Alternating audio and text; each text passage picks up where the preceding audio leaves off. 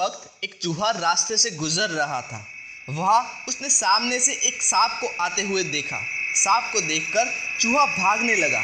चूहे को भागता हुआ देख सांप ने आवाज़ लगाई और चूहे से कहा, इधर आओ, मैं तुमसे बात करना चाहता हूँ। चूहे ने कहा, नहीं, मैं तुम्हारे पास नहीं आऊँगा। अगर मैं तुम्हारे पास आया तो तुम मुझे खा जाओगे और तुम्हारा डंक भी तो जहरीला है जिससे मैं मर जाऊँगा। सांप ने कहा, मैं जहरीला नहीं हूँ, मेरा विश्वास करो, आओ मैं तुम्हें कुछ दिखाता हूँ। चूहे को सांप पे थोड़ा विश्वास आया तो वो सांप के साथ चलने लगा। दोनों एक घर के पास झाड़ियों में छुप गए। सांप ने कहा, यहाँ पर थोड़ी देर में कोई आएगा, तब मैं उसे काटूंगा, लेकिन सबके सामने से तुम निकलना। थोड़ी देर में एक बच्चा खेलता खेलता वहाँ आया और सांप ने उसे काटा।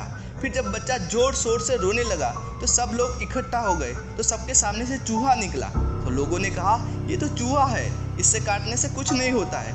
थोड़ी देर में बच्चा शांत हो गया, सब लोग चले गए और बच्चा भी खेलने लगा। फिर सांप ने चूहे से कहा कि अब थोड़ी देर बाद तुम इस बच्चे को काटना और मैं सबके सामने से निकलूंगा। थोड़ी देर बाद चूहे ने उस बच्चे को काटा तो बच्चा फिर जोर शोर से रोने लगा। सब लोग फिर इकट्ठे हो गए। तभी उन सब के सामने से सांप निकला। सभी लोग घबरा गए और कहने लगे कि इसे तो सांप ने काटा है, जल्दी करो, कोई इसके पैर को रस्सी से बांधो। दूसरे ने कहा, इसे हॉस्पिटल ले चलो। बच्चा घबरा गया, वो जोर शोर से रोने लगा। हॉस्पिटल पहुंचते पहुंचते वो रास्ते में ही मर गया।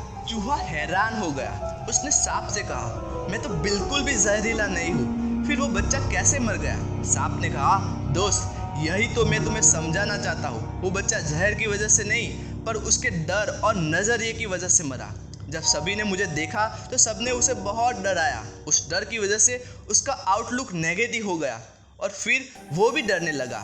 उसके मन में घुसा हुआ डर जहर बन गया और वो उसके बॉडी पे असर करने लगा और वो मर गया।